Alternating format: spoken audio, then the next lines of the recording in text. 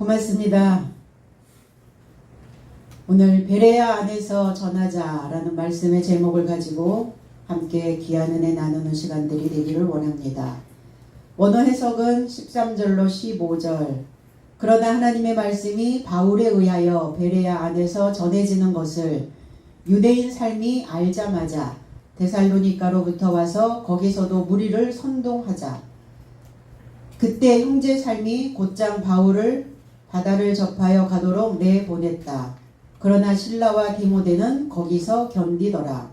그래서 바울을 맡은 삶이 그를 아덴까지 인도하였고 실라와 디모데를 향해 자기에게로 속히 오게끔 하라는 명을 받고 떠나더라 그랬어요. 하나님의 말씀, 이 말씀은 로고스의 말씀입니다. 로고스의 말씀이라는 건 뭐냐면 그 말씀의 원리가 되어지는 거예요. 공식과 같은 거죠. 그러니까 사도들이 말씀을 전할 때 성경 안에 있는 원리에서 벗어나지 않았다는 거예요. 이런저런 이야기를 해도 결국 성경 안에 있는 이야기, 흐트러지지 않는 이야기, 그 중심이 되는 그 이야기, 본질을 변화시키는, 변질시키는 메시지를 주지 않았다는 거예요. 그 로고스라고 하는 그 메시지가 많은 사람들에게 생각할 수 있는 거리를 던져주는 이야기여야 돼요. 그래서 로고스라고 하는 이 단어는 철학적 단어를 품고 있는데 철학에서 온 단어, 이성적이고 논리적이고 사람들에게 무엇인가 생각할 수 있는 거리를 던져주는 메시지였다는 겁니다. 오늘 바울이 베레아 안에서 전해주는 그 메시지는 합리적이고 논리적이고 말이 되는 이런 뜻이에요. 그러니까 우리가 말을 할 때 말이 된다는 것은 뭐냐면 앞뒤가 맞아야 되는 거죠. 근데 앞뒤가 맞아야 되는데 앞뒤가 맞지 않는 말을 한 적이 없다는 거예요. 구약과 신약이 맞아야 떨어져야 돼요. 그러니까 주님도 오셔서 메시지를 주실 때 구약의 말씀을 인용하시고 그 인용된 메시지를 또 풀어주시고 이래서 뭐가 말이 되게 전하셨다는 거예요. 근데 말이 안 되는 말도 있죠. 말인데 말이 안 돼. 근데 왜 말이 안 되냐? 앞뒤가 안 맞고 논리적이지 않고 합리적이지 않다는 거예요.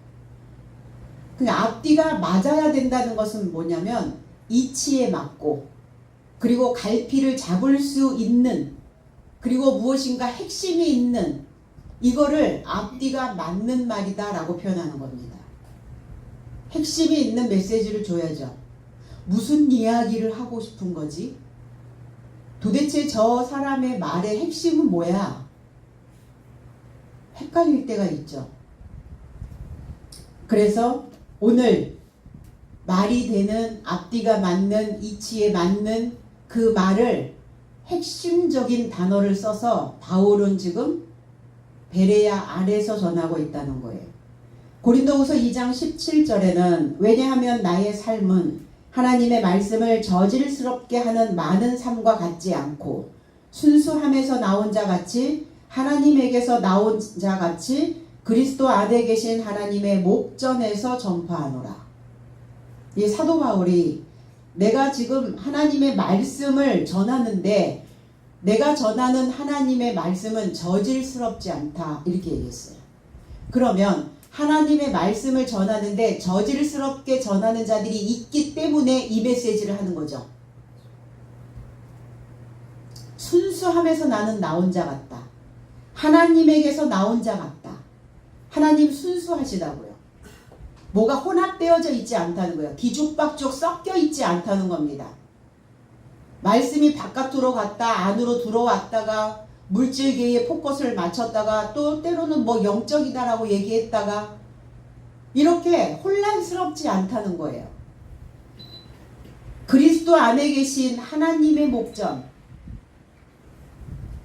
그래서 저질스럽다라는 것은 품질이 떨어진다는 얘기죠. 품질이 떨어지는 상품을 판매하면 그 품질이 떨어지는 상품을 누가 구매하죠? 상류층에 있는 사람입니까? 아니죠. 중류입니까? 아니죠. 하류란 말이에요. 그래서 그 사람의 수준에 맞게 그 상품을, 그 물건을 고르죠.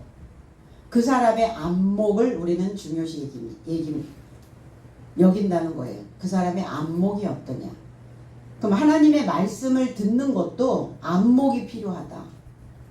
하나님의 말씀을 분별하는 안목이 있어야 저 메시지가 고급스러운 건지 저질스러운 건지를 알아볼 수 있다는 거예요. 왜 품질이 떨어졌을까? 사실이 아닌 일을 사실처럼 꾸며서 거짓으로 말하면 품질이 떨어집니다. 증명할 수 없는 거를, 허구적인 이야기를, 가상적인 이야기를 그렇게 떠들어대면 그 소리는 질이 떨어져요. 확인도 안 되는데, 증명할 수도 없는데, 핵심이 뭔지도 모르는데, 앞뒤가 안 맞는데 그걸 우리는 고급스럽다라고 말하는 사람은 없을 겁니다. 믿음의 순수성을 잃어버리지 않으려면 말씀을 제대로 알아야 한다. 제대로 안다라는 것은 뭐냐면 제 규격이나 격식대로 하는 것이다. 그러니까 이 말씀 66권 안에서 여기에 있는 규격, 말씀 66권 안에서의 규격, 그리고 하나님이 원하시는 그 격식. 그래서 모세도 광야에 나와서 성막을 지었을 때 그 격식대로 지었더라, 그 식양대로 지었다, 이렇게 표현하거든요.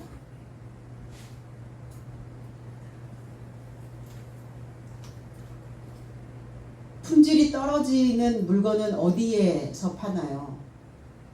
고급스러운 상점에서는 안 팔죠. 왁작지껄한 그 시장통, 거기에는 소상인들이 있어요.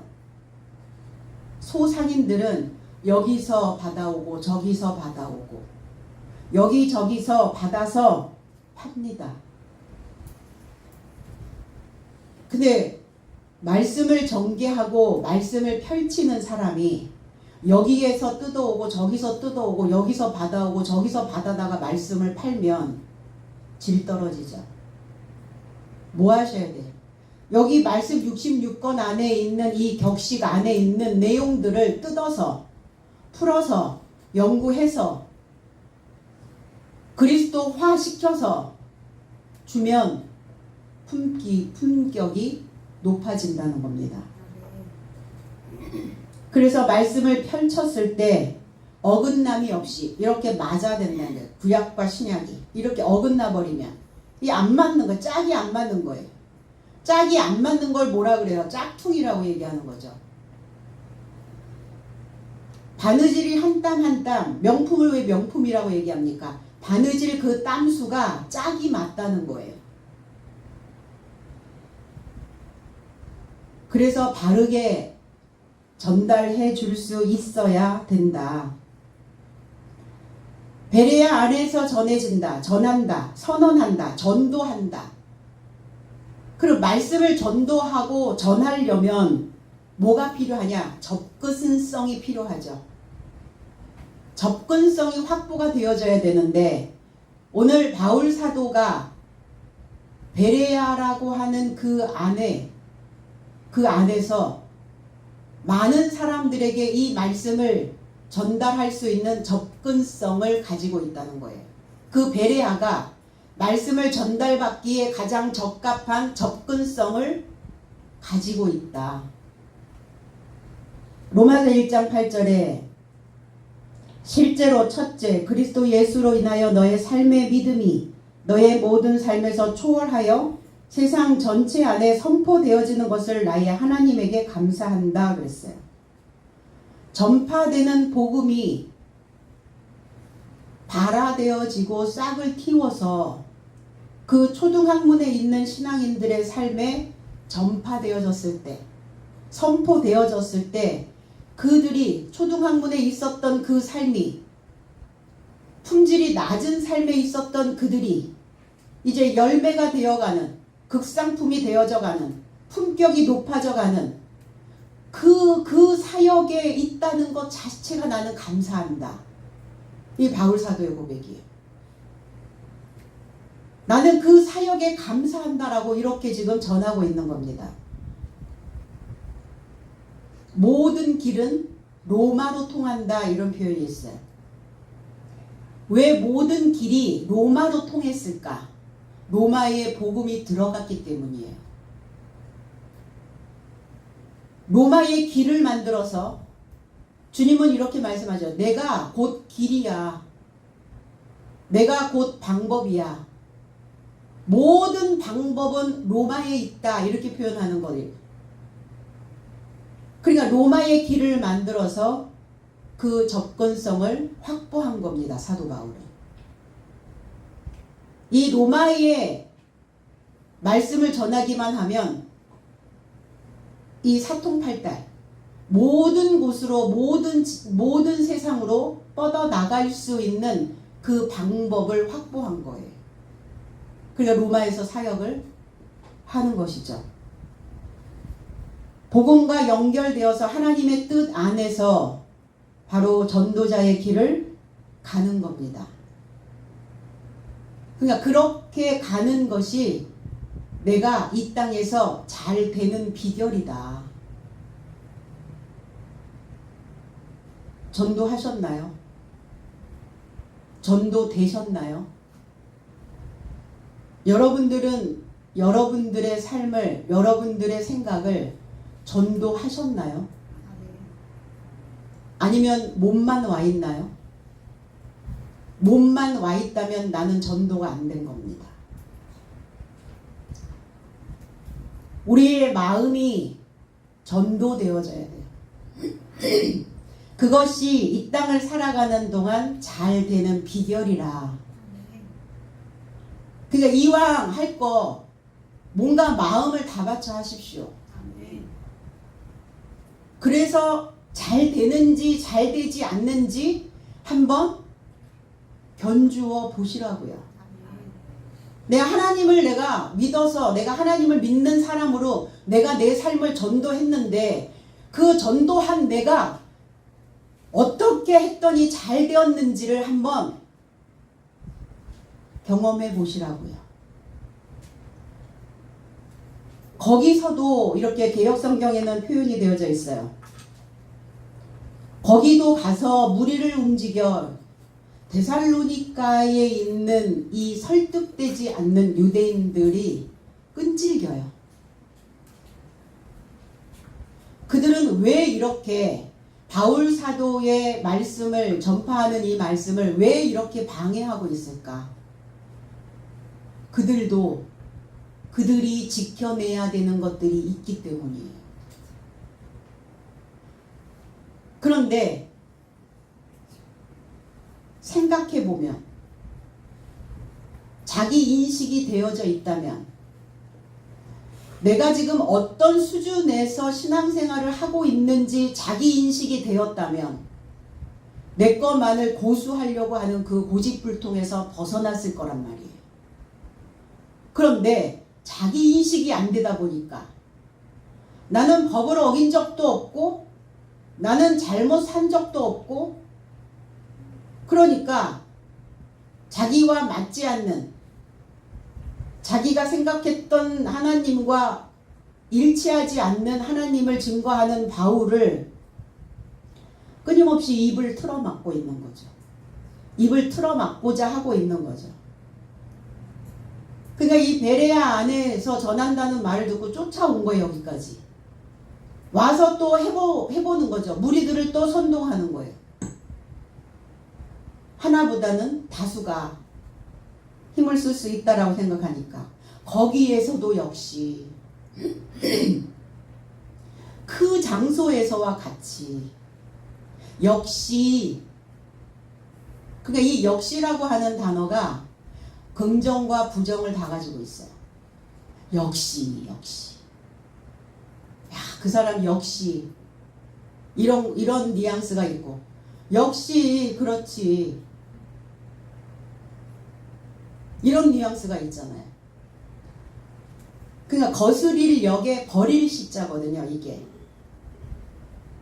어떤 동작이나 상태가 마찬가지로 나타나거나 작용함을 이루는 말을 역시라고 얘기해요.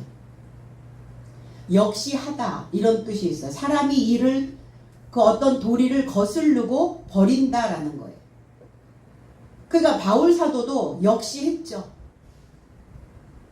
자기가 고수하고 있었던 고집불통이었던 내가 표면적 유대인이었고 바리새인이었고 율법으로는 둘째 가라고 하면 서러운 사람이었고 그런 사람이 버려버렸어요.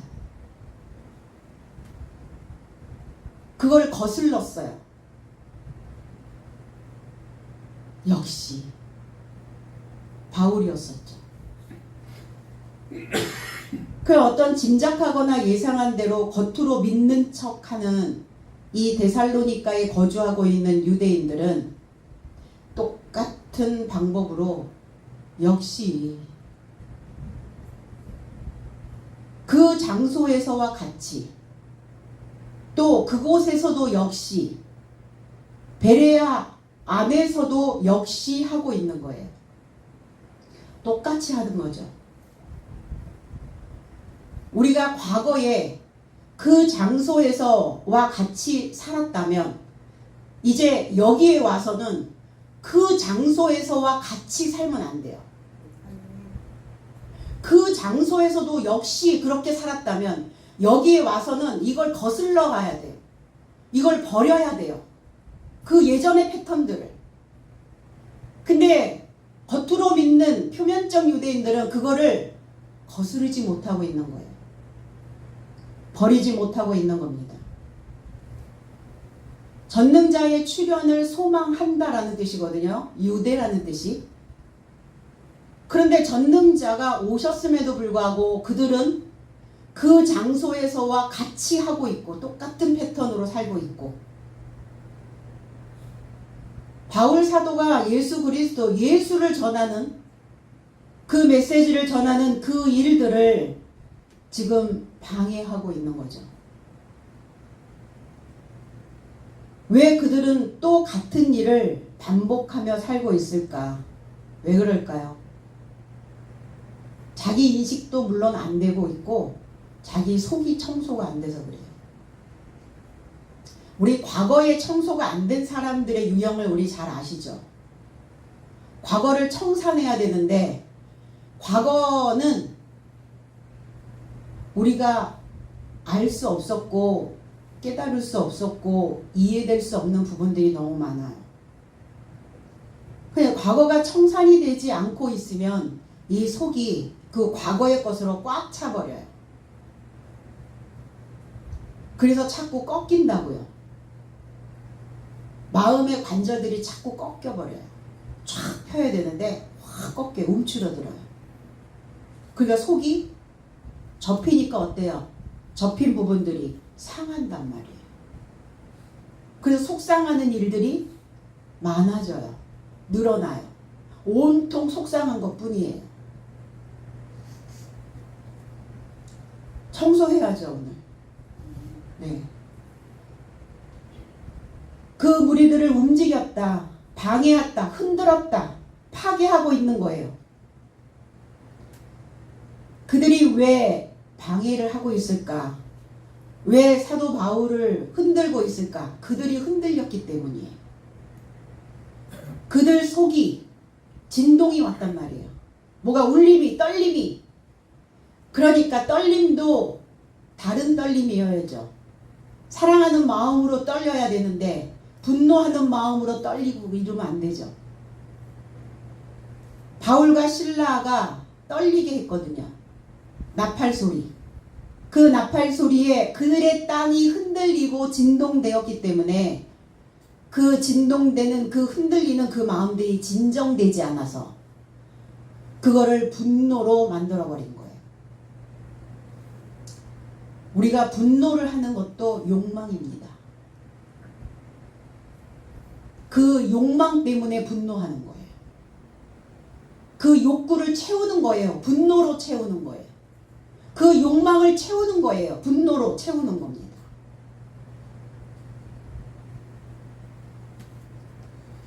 그러니까 이 나팔 소리에 의해서 그들의 신앙관이 파괴되어진 거죠. 파괴될 것 같은 위협을 받은 거예요. 파괴시킬 수 없다라고 그들은 굳건히 또 뭉치는 거죠.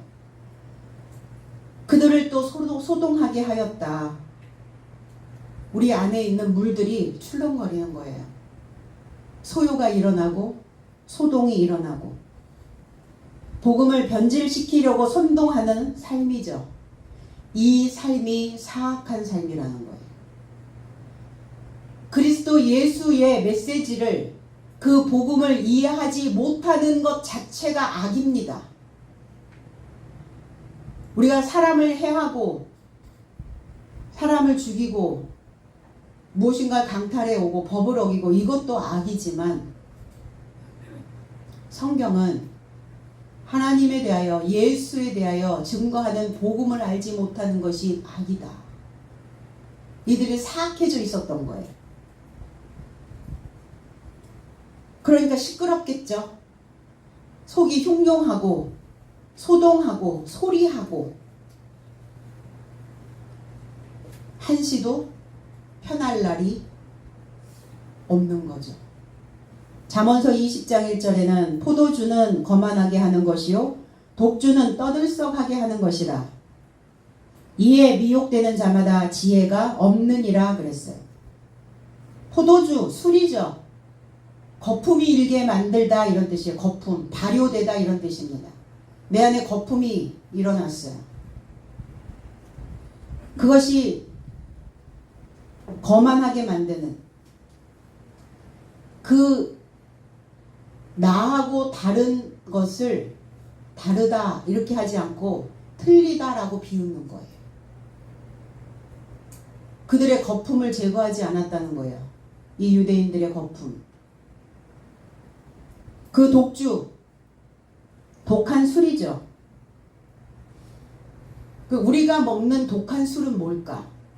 실증입니다. 아, 삶이 실증나. 어차피 우리는 지구가 둥글기 때문에 다람쥐가 쳇바퀴를 돌듯이 이렇게 계속 돌아가게 되어 있어요. 근데 뭐가 하면서 성취감도 없고 만족도도 떨어지고 감사도 없어지고 그리고 사는 게 실증이 나고 이게 우리가 먹는 독주입니다. 이 독한 술에 취하면 어떠냐면 내 속에 소요가 일어나요. 내 속에 소동이 일어납니다. 술 취한 사람들 보셨죠? 독한 술에 취한 사람들 우리가 겉보기에도 어떻든가요? 고래고래 소리를 질러요. 뭔가 이게 격동되어져 있다는 거예요. 그리고 그들은 그 독주는 그들로 하여금 소요가 일어나게 한다. 소동이 일어나게 하는 것이다. 그 상태가 미혹되어져 있다는 겁니다. 옆길로 빗나가다 이런 뜻이에요. 그릇 행하다. 알지 못하고 죄짓다. 그러니까 알지 못하는 것이 죄입니다. 하나님에 대하여 알지 못하는 것이 죄인의 자리에 있는 거예요. 구원하시려고 오셨잖아요. 죄인에서 의인으로 우리를 옮겨주시려고 오셨잖아요. 알으려고 하지 않으니까 그들은 여전히 죄인의 자리에 착석되어져 있는 거예요. 그들은 지혜가 없다. 머리가 빛이 나지 않는다는 거예요. 지혜가 없다는 것은. 뭐가 이렇게 번뜩이는 이런 불이 확 들어와야 되는데 머리에 불이 들어오면 어떻죠? 깜깜한 내 속이 보이잖아요. 내 머릿속은, 내 속은 캄캄해요. 동굴과 같아요. 누군가 빛을 비춰주지 않으면 나는 그 동굴에 갇혀버려요. 마음이 그렇다고요. 그럼 지혜의 빛이 필요하죠. 근데 그들이 무리를 만들어서 또 소동을 만들어 온 거예요. 그들 상태죠. 그들도 뭔가 자극을 받았기 때문에 자극을 주는 겁니다. 스트레스를 받았다는 거죠. 근데 두 종류의 스트레스잖아요. 바울 사도들이 주는 스트레스가 있었어요. 여러분들이 받는 스트레스가 있을 겁니다. 근데 그거는 유스트레스. 좋은 스트레스, 좋은 자극. 근데 사람을 죽이는 스트레스가 있죠. 이 데살로니가에 있는 겉으로 믿는 척하고 있는 유대인들처럼 디스트레스가 있죠. 죽이는 스트레스. 격동돼서 격분하고 흥분하고 저 사람의 말이 나하고 달라. 그래서 그들을 파괴시키고 파멸시키려고 하는, 그리고 사람들을 막 흔들어서 소요시켜서 격동시켜서 선동시키는, 그 사람들을 죽이는 디스트레스라는 거예요. 디스트레스도 받죠. 우리가 살면서 어떻게 뭐 맨날 아유 내가 스트레스 받네, 이거 좋은 스트레스야, 맨날 이렇게 해석할 수는 없잖아요. 스트레스가 스트레스이긴 해요. 그런데 나를 치명적으로 힘들게 하는 것이 아니라면 다 유스트레스입니다. 내 삶이 다 정말 온통 망가질 정도로, 내가 다시 이 관절이 세워지지 않을 정도로 그렇게 다 부러졌다면 그건 나를 죽이는 스트레스죠.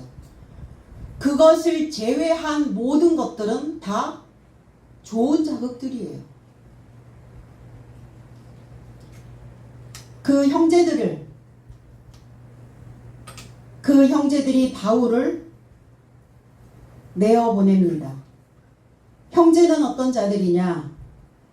배우고 가르침으로 울타리 된 자. 그 울타리가 되려면 혼자 울타리를 만들 수는 없잖아요. 그 울타리가 되려면 손에 손잡고 이렇게 연결되어져야 되잖아요. 그러니까 배우고 가르침이 되어진 자들이 하나하나 연결되어진 그 상태를 형제라고 말하는 겁니다. 누가 내 형제고 누가 내 부모냐? 하나님의 뜻대로 하는 자여야 된다. 하나님의 말씀으로 울타리 만들어 놓은 자가 내 형제다. 이렇게 말씀하셨거든요.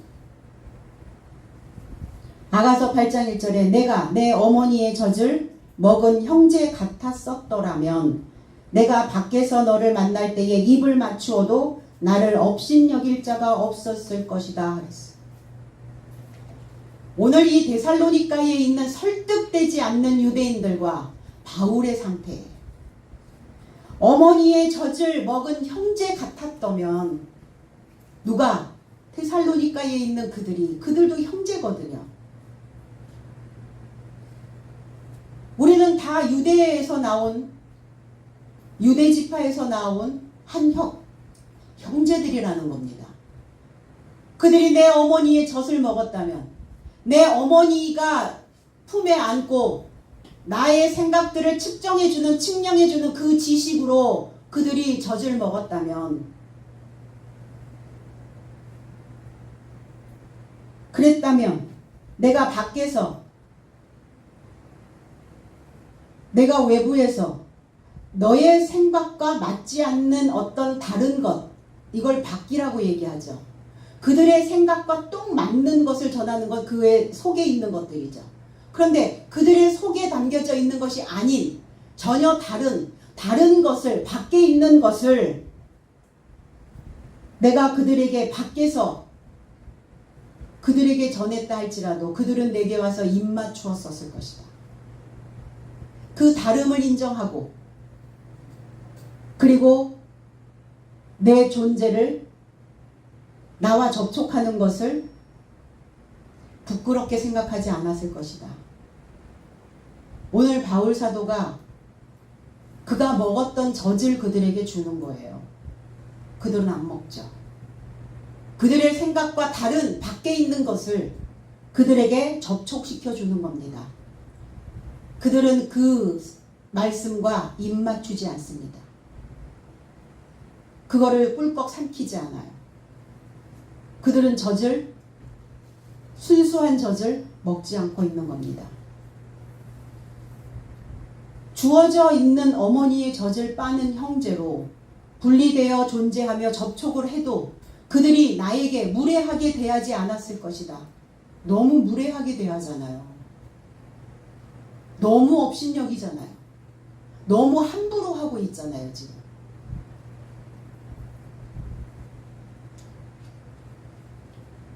그러나 바울 사도가 표면에서 이면으로, 예전에는 표면적 유대인으로 묶여 있었죠. 그런데 그가 다시 이면적 유대인으로 묶였거든요. 그래서 그들로부터 분리되어져서 내가 이면적인 삶으로 나의 어떠한 내 중심에 있는 그 메시지를 가치 있게 생각하는 그 말씀으로 내가 묶였다 할지라도 너희들은 나에게 무례하게 대하지 않아야 한다. 왜? 너희들의 입에서 하나님이라는 단어가 나오기 때문에, 하나님 아버지라는 단어를 쓰고 있기 때문에, 그렇다면 적어도 내가 너희들에게 주는 그 젖이 너희들의 입맛에 맞지 않는다 할지라도 무례하게 대하면 안 된다. 그 도움을 준 형제들은 그리스도 예수의 가르침으로 무장하여 있는 바울과 실라를 결코 얕보지 않았다는 겁니다. 그 바울을 내어보냈다, 멀리 보냈다, 사명을 주어 파송했다, 이런 뜻이에요. 베드로전서 1장 12절에 이제 하늘로부터 보내진 성령 안에서 복음 전하는 삶으로 인하여 그가 너의 삶에게 알려지게 되었으나 그 삶에 이르고자 천사의 삶이 가까이 굽히기를 갈망하고 있도다 그랬어요. 하늘로부터 파견되었다. 사도 바울이, 그 사도들이 하늘로부터 파견되어진, 하늘로부터 보내졌다는 것은 어디로부터 왔다는 얘기예요? 하늘 어디? 저 하늘 공중에서 떨어졌단 말입니까? 그 얘기가 아니죠. 장성한 사람으로 보내졌다는 뜻이에요.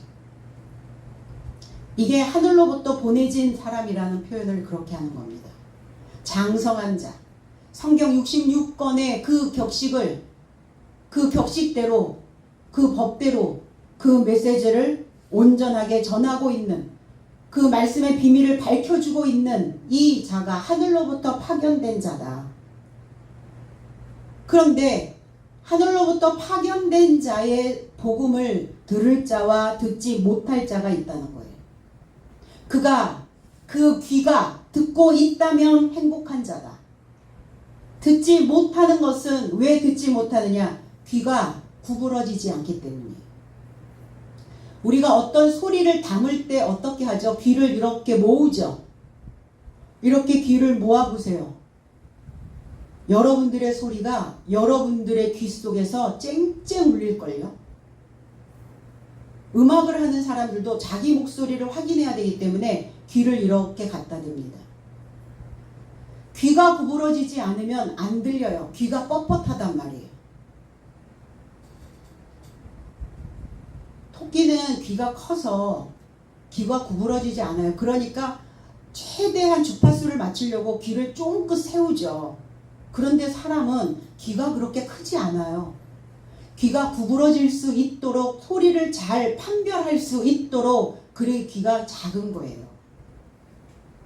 소리를 담아내라고, 복음을 담아내려고 하지 않기 때문에 그들의 귀는 구부러지지 않는 겁니다. 귀가 구부러져야 우리의 몸도 구부러져요. 앞으로 이렇게 구부러져야 하나님과 가까워집니다. 사람하고의 관계도 그렇지 않나요? 어떤 사람이 내 말을 듣는데 허리를 뒤로 제껴서 그렇게 듣고 있다면 그 사람은 내 소리를 경청하지 않는다는 뜻입니다. 각도가 그래서 한 45도 각도로 이렇게 구부러졌을 때 우리는 그 사람의 바디랭귀지에서 볼 수가 있죠. 아, 저 사람이 내 말을 듣고자 하는구나. 그래서 태도가 중요하다. 바울을 바다까지 인도했다. 왜 바다로 인도했을까? 바다는 어떤 곳이기 때문에? 소금이 있는 곳이기 때문에. 뭐 하지 말라고? 그들의 상태와 섞이지 말라고. 그들의 상태처럼 부패되지 말라고. 그리고 그들에게 더 바다로 가면 어때요? 잔잔하지 않죠. 항상 출렁거리죠. 항상 너는 출렁거려서 집채만한 물결을 만들어내라고. 근데 이 히브리어로 얌이라는 단어인데 이 바다라는 단어가 서쪽이라는 뜻을 가지고 있어요. 왜 서쪽일까요? 바다가 머무는 곳이죠. 동쪽은 시작, 출발. 서쪽은 마침, 마감. 동쪽에서 떠서 서쪽으로 지잖아요. 인생도 그렇습니다. 동쪽에서 우리가 출발해서 여러분 어디쯤 오셨을까요? 동을 지나서, 북을 지나서, 남을 지나서, 그 다음에 우리가 머무는 곳은 서쪽. 성장한 자가 머무는 곳입니다. 죽으면 어디로? 북쪽. 북망상천 이렇게 얘기하잖아요. 우리가 살아가는 동안 그래서 동으로부터 서까지 가는 거예요. 살아있는 사람, 동과 서로. 그래서 이 세상도 동서로 나누어지죠. 예, 동서로 갈리는 거예요. 거기가 바다입니다. 집채만한 물결을 만드는 큰 덩치를 가지고 있는 요란한 소리를 내는 바다가 되어 살아가는 자들. 우리 다 인생들이 바다입니다. 그래서 뭐라 그래요? 파란만장하다 이러잖아요. 만장, 물결이 만길 높이로 일어난다. 이게 만장이란 뜻이에요. 인생을 살아가는데 이 기복과 변화가 몹시 심하죠. 어느 날들은 잔잔하다가 어느 날은 또 요동쳤다가 이게 우리는 항해자라는 거예요. 이사야 60장 4절로 5절에 내 눈을 들어 사방을 보라. 우리가 모여 내게로 오느니라. 내 아들들은 먼 곳에서 오겠고 내 딸들은 안기어 올 것이라. 그때 내가 보고 기쁜 빛을 내며 내 마음에 놀라고 또 화창하리니 이는 바다의 부가 내게로 돌아오며 이방 나라들의 재물이 너에게로 옵니다. 바다의 부가 있대요. 바다의 풍부함이 뭘까요? 바다의 풍부함이 우리가 생각할 때는 보물섬이 있나? 그 바다 밑바닥에 가라앉아 있나? 보물을 싣고 가다가 배가 가라앉아 있나? 이 바다가 주는 부요함은 뭐냐면 떠들썩함이에요.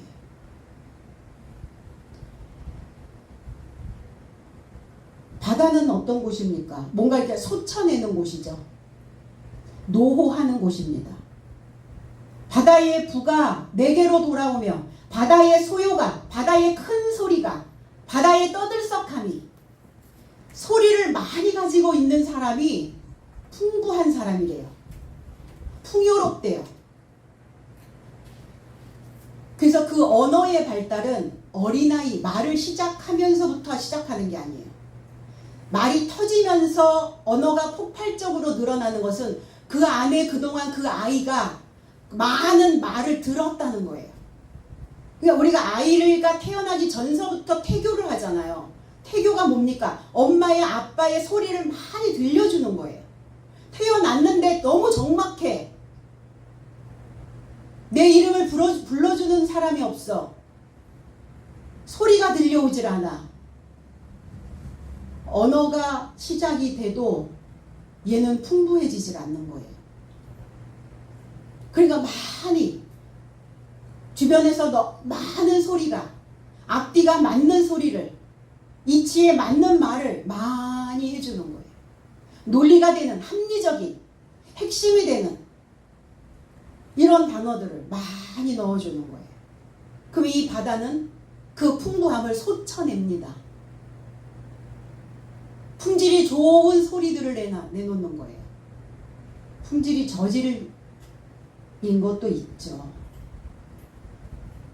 어떤 소리에 노출돼서 살았느냐예요. 그래서 우리가 신앙생활을 한다는 것은 내가 바다가 돼서 이제 그 많은 물을, 많은 소리를 다시 배우는 겁니다. 우리가 어렸을 때 배웠던 그 모국어 가지고는 세상을 사는 게 너무 각박해요. 표현력이 부재가 돼요. 서로 소통이 안 돼요. 관계가 멀어지겠죠? 그래서 다시 배우는 겁니다. 새로운 언어를, 새로운 소리를 다시 솟쳐내려고. 이게 바다예요. 그래서 그 소리들이 만길 높이로 뛰어 올라와야 해요. 많은 사람들에게 전달력이 있겠죠. 이방 나라의 재물들이 뭡니까?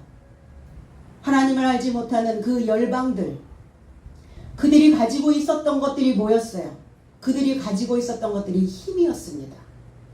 오늘 표면적 유대인들이 가지고 있는, 데살로니가에 있는 유대인들이 가지고 있는 게 뭐였어요? 군대입니다. 군대. 그러니까 자꾸 무리들을 모으는 거예요. 그러니까 이방 나라의 그 군대를, 그 용기를, 그 할 수 있는 힘이 너에게로 돌아올 것이다. 네 거가 될 것이다. 바울 사도가 될 것이다 라는 것을 믿는 거예요. 바울은. 그래서 새로운 것을 만들어내는 것이죠. 실라와 디모데는 베레아 안에서 유하더라 그랬어요. 베레아 안에서 그냥 편하게 있는 게 아니라 견디더라. 시련을 참다 꿋꿋함을 지니다 이런 뜻이에요. 디모데후서 2장 12절에 나의 삶이 견디거든 함께 통치할 것이요 나의 삶이 거부하면 저분도 나의 삶을 거부할 것이다. 그리고 우리가 견디는 이유는 완성되려고요. 그리스도께서 먼저 거부하시지는 않습니다. 우리를. 하나님 우리를 먼저 거부하진 않아요.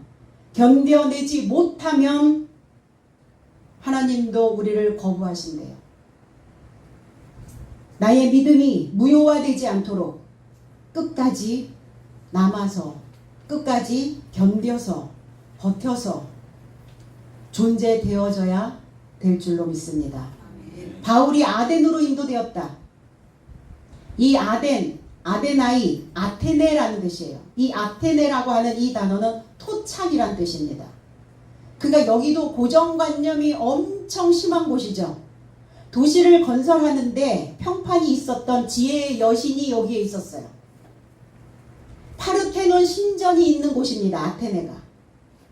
페르시아 전쟁에서 아테네가 승리를 한 후에 건설된 곳이기도 합니다. 파르테논의 주된 신은 아테나 신이었어요.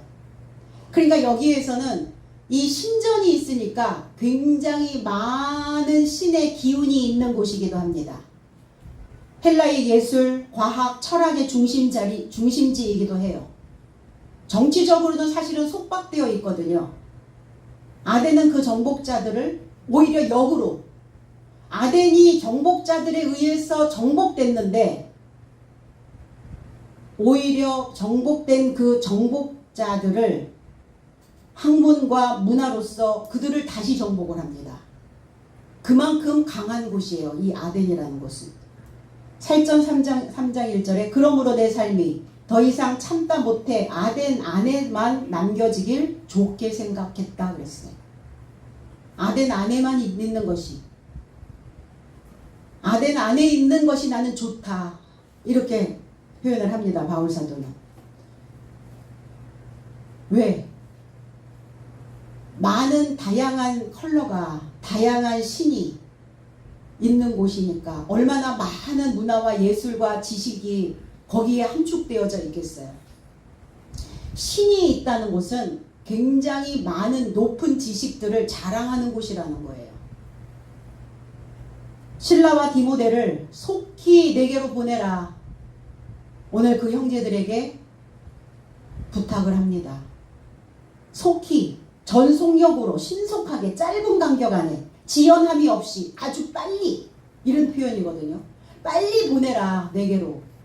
계시록 1장 1절로 3절에 그리스도 예수의 계시라 이를 신속함 안에서 반드시 될 것을 하나님이 그의 종에게 보여주려고 그에게 주었다. 그의 사자로 인하여 파견하여 그의 종 요한에게 지시하셨다. 요한은 하나님의 말씀과 그가 알아보았던 그리스도 예수의 증명을 증거하더라. 예언의 말씀을 읽는 자와 듣는 자 그리고 그 안에 기록된 삶을 지키는 삶은 행복하다. 왜냐하면 때가 가깝기 때문이다. 계시하셨대요. 덮개를 제거해 주셨다는 거예요. 은혜로운 실체란 뜻이에요. 요한이란 뜻은. 요한에게 지시한 내용입니다. 때가 가까이 왔다. 너의 시간이 가까이 왔다. 말씀의 덮개를 제거해서 줘라. 문자로 쌓여 있었던, 표면적으로 쌓여 있었던, 겉으로 믿고 있었던 그 글을 덮개를 제거해라. 덮개를 제거해서 들려주면 어떤 상황이 벌어지냐? 하늘의 전쟁이 일어날 것이다. 누가 더 하나님 같은가? 네가 그동안 믿고 있었던 하나님이 진짜 하나님인가? 아니면 내가 덮개를 제거해서 주고 있는 그 말씀이 진짜 하나님인가? 전쟁이 일어난다는 거예요. 그게 하늘의 전쟁이죠. 그가 미가엘의 전쟁이죠. 내 사상 속에서 일어나는 일이에요. 그런데 그게 빨리 일어난다는 거예요. 신속하게 일어나기를 기도하셔야 된다는 거예요. 지연함이 없이 일어나기를 강구하셔야 된다는 겁니다. 실라와 디모데를 지연함 없이 보내달라는 전가를 받고 형제 살몬 바울을 아덴까지 인도하고 베레아로 다시 돌아갑니다. 하나님을 믿는 것이 때로는 무겁습니다. 그게 베레아예요. 그러니까 베레아 안에서 우리는 우리의 삶을 전하는 겁니다. 무거움을 갖고 무거움을 견딘 자가 전할 수 있는다는 이 메시지를. 무겁지 않으면, 가벼우면 당겨지질 않아요. 많이 당겨졌기 때문에 무거운 겁니다. 그래도 견뎌낸 삶에게 주시는 위로와 감사가 우리로 하여금 거기에 붙어 있을 수 있게 만드신 겁니다. 오늘 무거운 베레아 안에서 있는 삶으로 우리 모두가 다 견뎌내고 남겨지시기를, 그리고 그 베레아 안에 내가 이 삶 안에, 무거움 안에 남겨져 있다라는 것을 여러분들이 좋게 여기시기를 예수 그리스도 이름 안에서 축복드립니다. 기도하겠습니다.